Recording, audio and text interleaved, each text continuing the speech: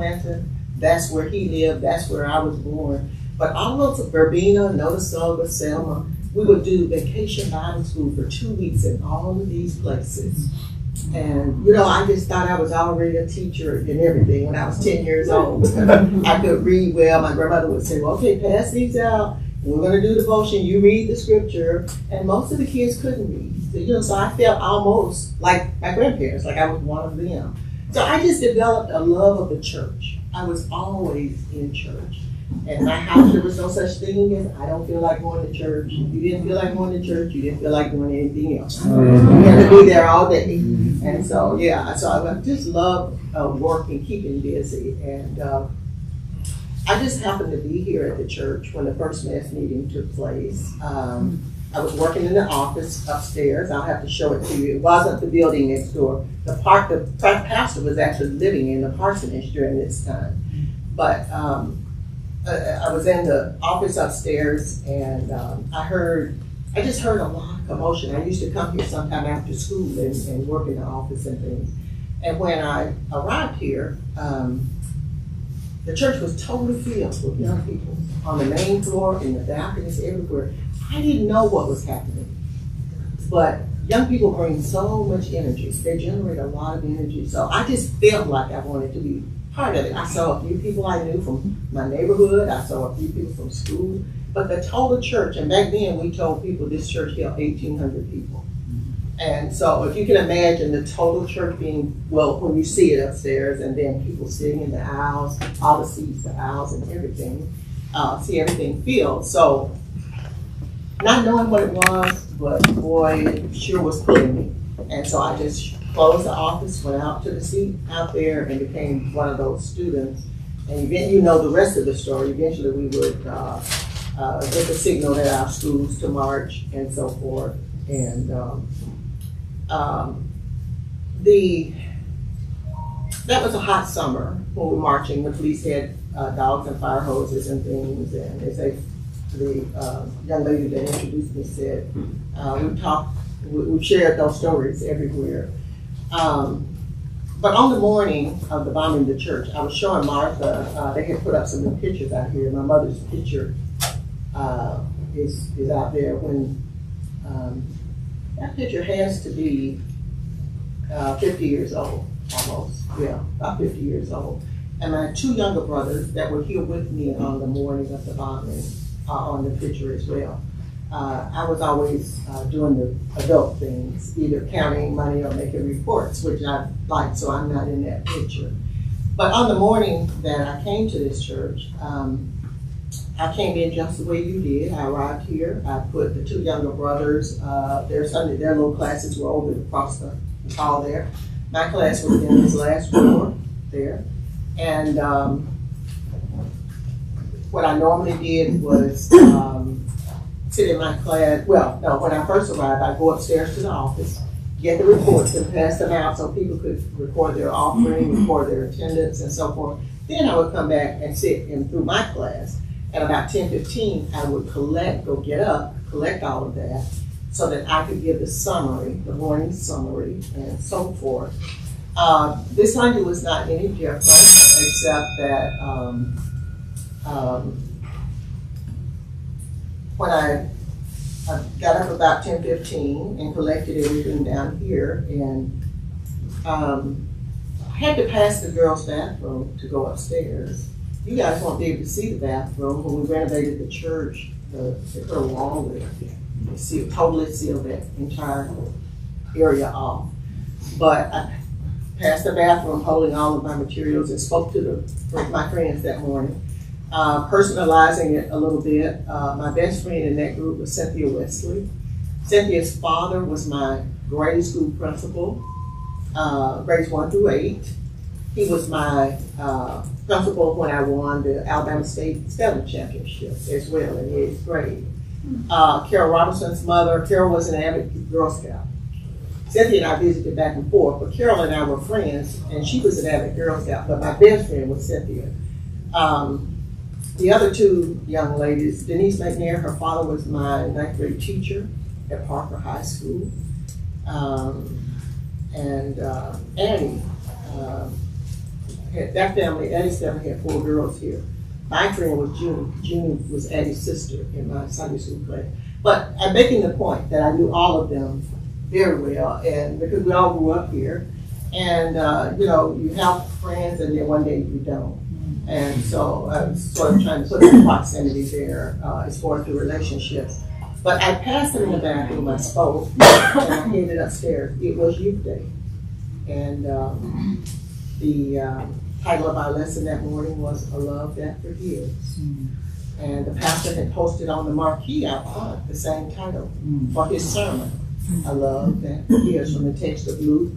Father, forgive them, for they know not what they do. Yeah. So I went upstairs, and as I got to the top of the stairs, the phone was ringing, and I answered it, and the caller, the male caller on the other end, said, 3 minutes. And I would learn later, during the court appearances, I would learn later that we had gotten a lot of calls, not only that morning, but over a period of time. And I grew up during a period when adults didn't tell children everything. You know, you would be excused from the room if they thought it was an adult conversation. So we had been getting a lot of threats, but we didn't know it. The kids didn't know it. The men, the deacons, had been guarding the church, serving as security for over the course of the summer, but we didn't know that either, because we just thought the deacons were just, you know, just being friendly, inviting people to come into the church. So when I reached the top of the stairs and I answered the phone call, as quickly as he said that, he hung up. And I really didn't think about it. You know, we're surrounded by bombings in Birmingham all the time, but I didn't think anything special. And I took about 15 steps out into the sanctuary when everything exploded. Birmingham, you guys know that it's been called Birmingham. The first bomb exploded in Birmingham in 1948. Birmingham had an imaginary dividing line that separated blacks from whites as far as the communities where they lived. And somebody either accidentally or intentionally sold a home to a black person that crossed that dividing line. The home was in the white section. And the Klan came out and said, either you move them out or we'll move them out. And the people refused to move. So 2 weeks after they purchased the house, the Klan bombed it. That was the very first bomb that exploded in Birmingham. That family said they weren't going to be moved. They bought this house. They had a right to live there. They went back and started trying to renovate it, repair it. And 2 weeks after the first bomb, a second bomb went off. The family still did not want to move. You know, they were determined to fight it out. Well, 2 more weeks, and the house was bombed a third time. And at this point, the family gave up, and they finally decided to move on. But it was a common occurrence in Birmingham. It was nothing unusual, just as we're sitting in here now. It was nothing unusual to hear an explosion out there somewhere. You would hear what sounded like a, you know, you just hear that type of noise. And depending on where you were, sometimes it felt like the earth moved. And then I know a lot of times my brothers and I would be sitting out on the curb in front of our house, and when we heard that noise, we knew it was a bomb. Then we listened, the phone would ring, and someone would call on the phone and say, they just bombed the house of A.D. King, Dr. King's brother, or they just bombed the A.G. Gaston Motel across the street, or they just bombed Bethel Baptist Church again up in North Birmingham. At the time of the 16th Street bombing, there were over 60 unsolved bombings. And we usually say so-called unsolved bombings. You know, I think it was common knowledge around Birmingham that the Klan was doing the bombing. I've seen the Klan one time. They marched in Birmingham. I think it was 1982, I think. They marched right down this 6th Avenue, this one-way street. Police had come out and put up fences, and they marched. Everybody, the fences protected those on the other side and kept the Klan just right in that vicinity. But bombing was a way of life. And I tell people that terrorism did not start with 9/11. It was a way of life. After I took those 15 steps into the sanctuary, the bomb exploded, and I would not learn until later. I went looking for those 2 little brothers I had brought with me, but I would not find out until later that day, about 2:30, that my girlfriends had never made it out of the bathroom. And that began a lot of turmoil for me, trying to understand this thing of bombing and whatever in Birmingham. Understand that even at the age of 10 and 12, I was very grounded in the scriptures. I had grandparents who did not allow you to even play cards. And don't hear a music beat somewhere and you start trying to just twist a little bit. I mean, my grandparents, no, and church was all day. And so I understood between all of that and the Bible school in the summer, all summer long at different churches, I knew what the Bible said. I understood it. And my father was a strong disciplinarian. He had served in the military as well. And in our house, if there was fighting, he would say sometimes, if you don't want it done to you, don't do it to someone else. I remember my brothers and I would fight all the time. They told me that someone left me on the porch, that I wasn't really born into them. You know, brothers and yeah. So, you know, we would argue and fight sometimes. But the worst thing you could do in our house was disrespect my mother or hit your sister. And my father, you hit your sister? You only have one sister. And she's younger than you are. She's, you know, he would just give them a guilt trip that wouldn't wait.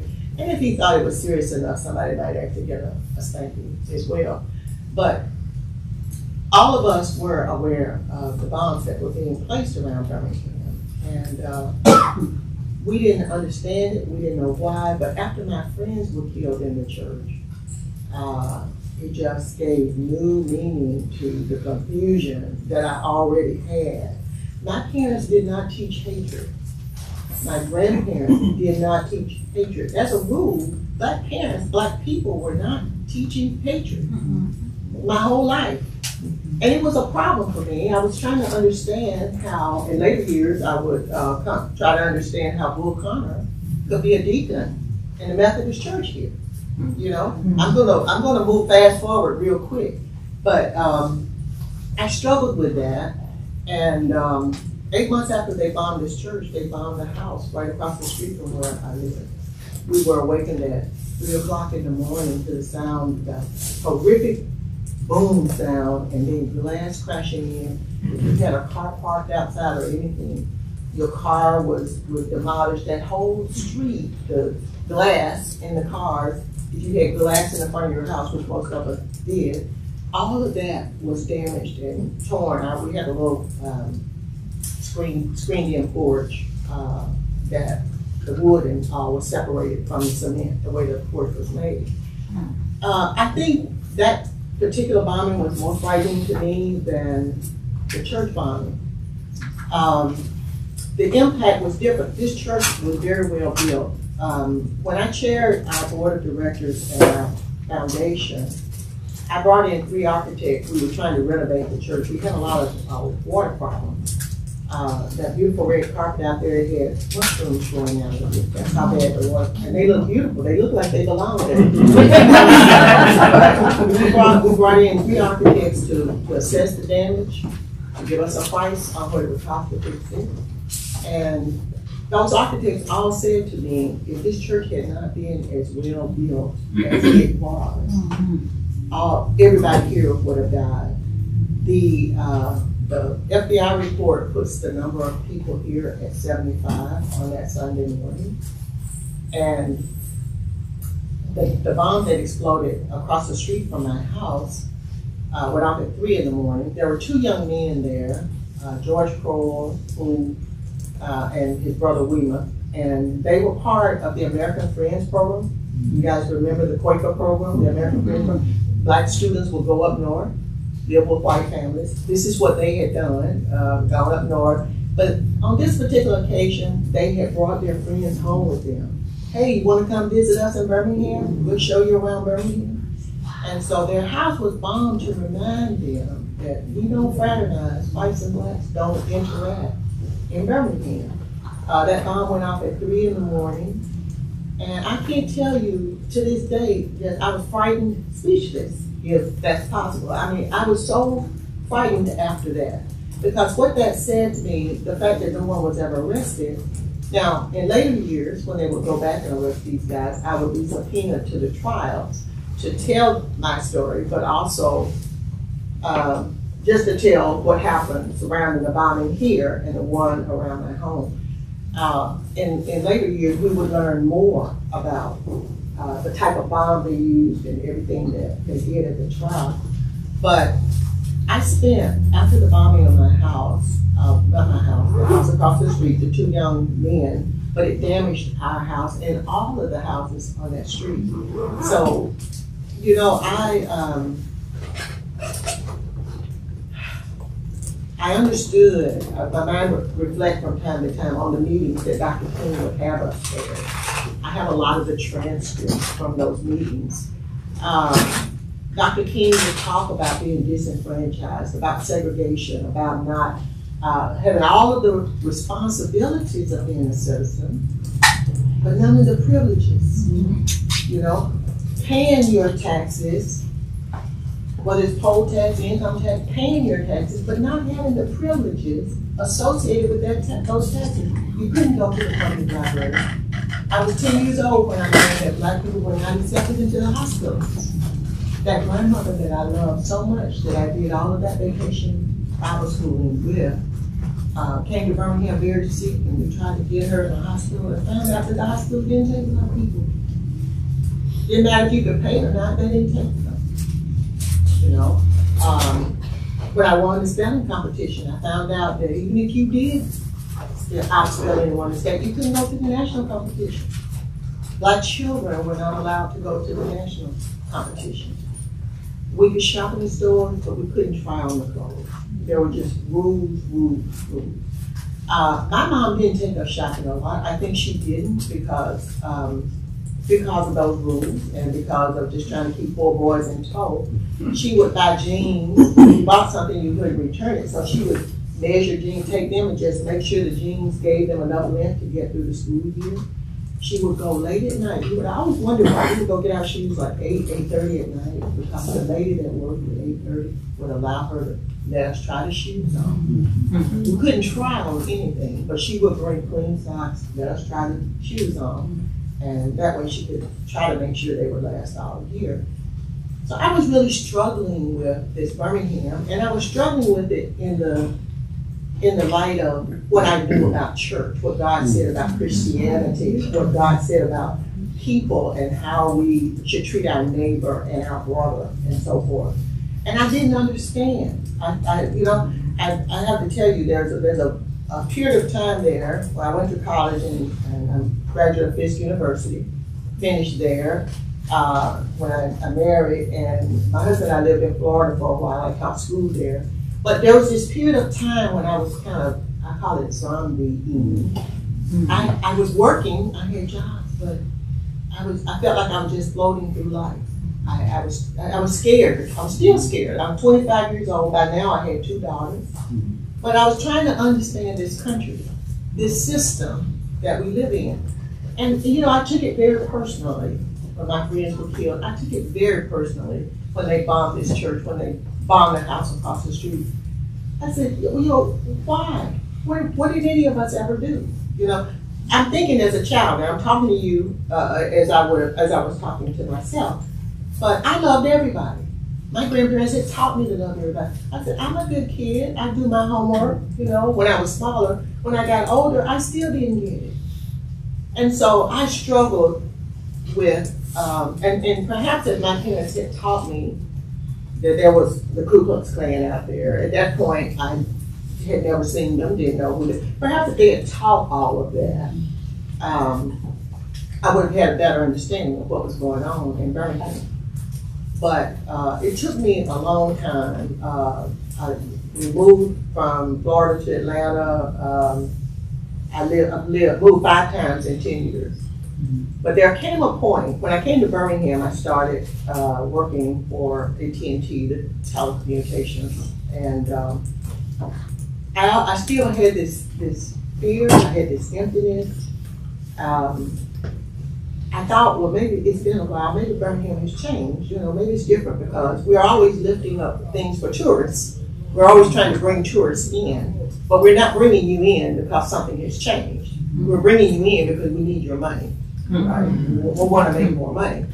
But when I got here, by this time I had the 2 daughters and 1 son, and I moved into a community. When I lived in Atlanta, I lived in a community that had a pool and a HOA and all this stuff. And the people were very gracious. They came over and said, well, the fee is, at that time, $40 a year. Here's the rules. Just be careful. You can swim it. You have a key. You can swim at night, but you're on your own. No lifeguard after 5 o'clock. You know, they were very gracious. All the neighbors, they looked just like you, but never had not one single incident. No, nobody said anything ugly or mean-spirited. We just, in Florida, it was the same, you know. And then I get back to Birmingham. We bought a home. There was another, we bought it because it had, in this area, it had a community pool. And as soon as we moved in that neighborhood, the pool goes private. It's not a community pool anymore. It's not for the houses that are surrounding the pool. It's a private pool all of a sudden. And they had formed some type of club or organization, and if you weren't a member of that, even if you lived in the neighborhood, you couldn't pay your way in unless, it had a fee every year, but unless you were recommended by 4 or 5 people. So here I was, same thing again. Then I tried to enroll my children in the schools, and my children use proper English. They are young ladies, both of them today. One is an attorney. The other is an owner of a big farmer. She has an MBA. They were great students. They were well-behaved students. We had the same problem. The kids would taunt them on the school bus. And so I took them out. And I put them in private schools, but I really began to go backwards again. All of that same trauma that I had from this church bombing, from the bombing across the street from my house, and just in Birmingham in general. All of it just began to come back and to resurface. And so I started working with a couple of women's projects on the side, and I saw a lot of these women were so poor, they reminded me of the women that I used to see when I traveled with my grandfather. And I said, you know, it looks like nothing has changed. These look like this, and I knew it wasn't. 30 years later, it wasn't the same people, but they looked like the same communities, the same people. Nothing had changed. Nothing had gotten any better for any of them. So when I started working with these groups, I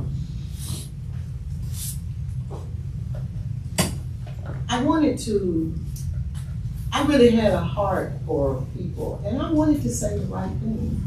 I wanted to encourage these women, but I didn't want to feed them things that weren't true. I didn't want to say, well, it's going to get better. One day you're going to have your own house. You know, I kind of just didn't know quite how to encourage them. So I decided to go back to school again. My husband says I stay in school all the time. But I went back to school again, and to Sanford here. And Sanford was a school that was called Howard College when I was growing up. It was not open to black people. But by the time I went and lived all these places and came back, it was open. Or maybe just because we had the 1964 Civil Rights Act. But I went to Sanford, and in the first couple of weeks there, we had this big meeting, and they wanted all of us to tell why we were there, to give a reason why we had decided to come to divinity school. And I stood there and I listened to what other people had to say, but when it was my turn to speak, I said to them, you know,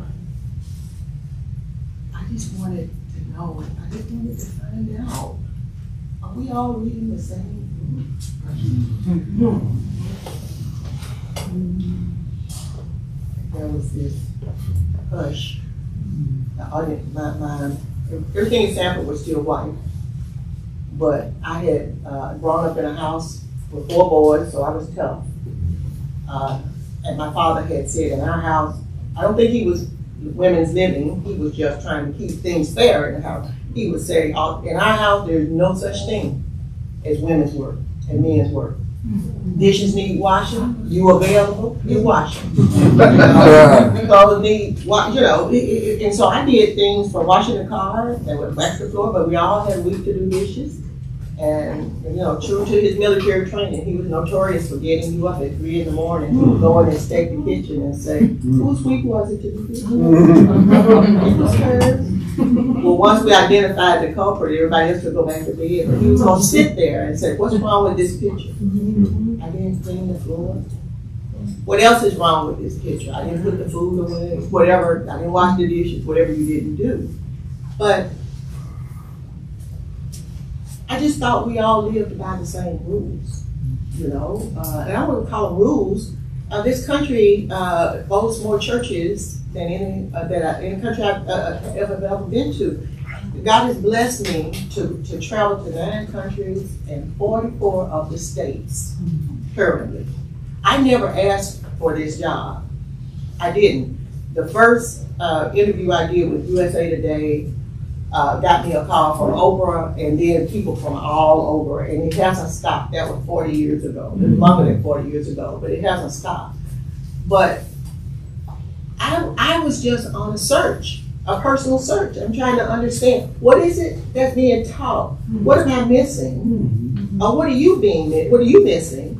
So one of the things, after I left Sanford, after I got my MDiv from Sanford, and then an honorary doctorate, I didn't want an honorary, I wanted a real one. So I went to New York. And one of the projects that I worked on when I was in New York, I did a survey. I had traveled so much, I sent this survey out to 1,000 people. And I asked 15 questions, and one of those questions was, what's your sex, what's your denomination? It was a non-identifiable survey.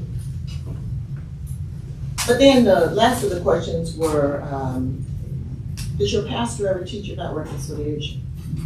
Do you know what reconciliation is? Biblical reconciliation. Inevitably, whenever I would say reconciliation, people would think you were talking about black and white. Well, black and white need reconciliation too, but it's a Paulinian name. Paul coined that phrase. And biblical reconciliation means I'm reconciled to God. That means I'm doing my best to walk in his righteousness. I'm doing my best to do what's right, to treat you the way I want you to treat me. In every aspect of my life, I'm walking trying to walk in his righteousness. Well, there's also a passage that says, be reconciled to your brother. Now, and my father, when he would tell us things like, well, what would God do? Or if you don't like it, when my brothers would pick at me a lot of times, I would put water in their shoes. And he would tell me sometimes, if you don't like it, if you don't want it done to you, don't do it to someone else. I didn't get the spankings the boys did.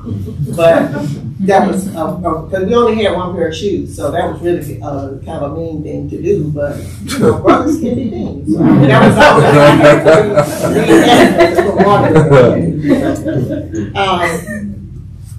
But that was my struggle, and the more I studied, when I went to divinity school and then worked on finished my doctorate, the more I studied, the more I came to realize that what we do every day is a choice. It's a personal choice. But I did go and sit in a lot of churches, some of them black, some of them Jewish, some of them white. I wasn't looking for anything other than to see how people do church. And I listened to some sermons that really gave me pause. And I came to understand why the world is the way it is. I'm going to present this message again. I'm going to do a lecture series over at the Reformed Church of Christ. Not because I'm a member of anything like that, but I was invited to do it. But this is when you invite me, that's what I'm going to talk to you about, because that's the problem we have in this country. What does that mean? It just means that if we don't like it, it's as simple as what my dad said. But biblically, I can tell you a lot of things of what it means. It just means treating people the way you want to be treated. It's your decision every single day. Nobody makes you do good things. Nobody makes you do evil things. It's just up to you every single day how you treat people. And so I struggled with this after this bombing and all of this hatefulness in Birmingham and things that I saw. I haven't seen it anywhere like I have seen it in Birmingham.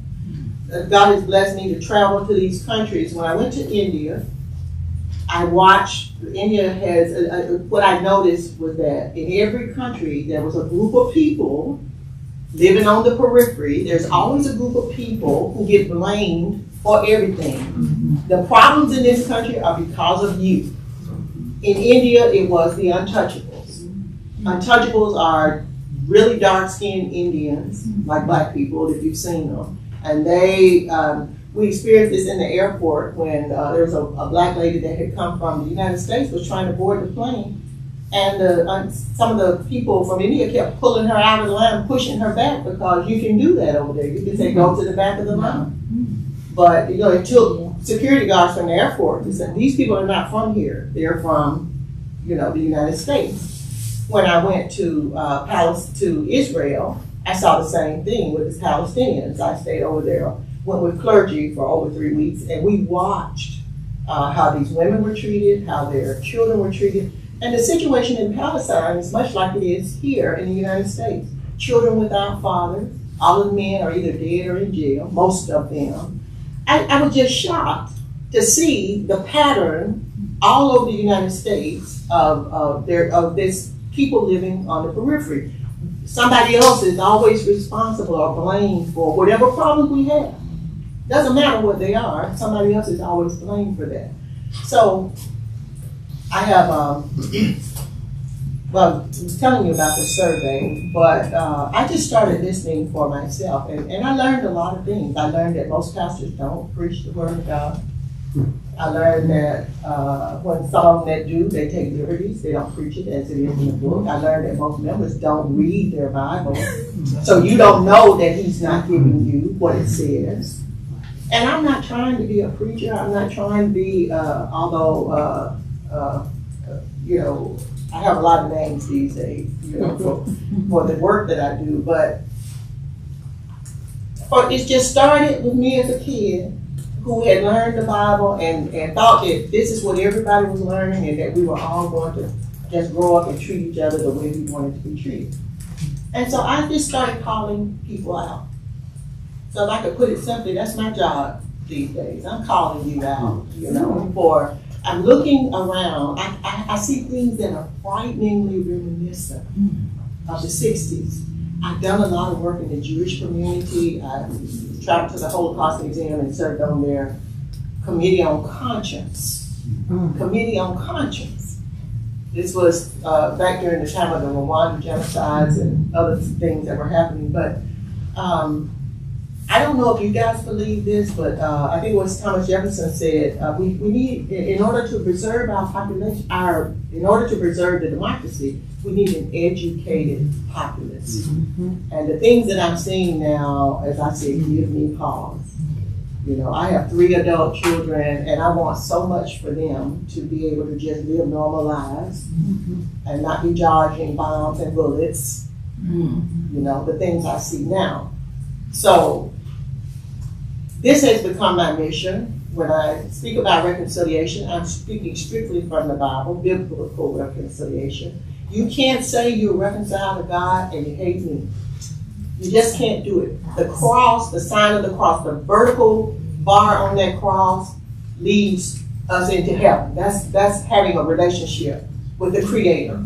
That horizontal bar is my relationship with all of you. And the Bible teaches that we're in covenant relationship with Him, just like we are with our husbands or wives, whatever the case may be for you. But if you're not doing the things that are contained in the covenant, and the most important one is love God, love your neighbor as yourself. That's really simple.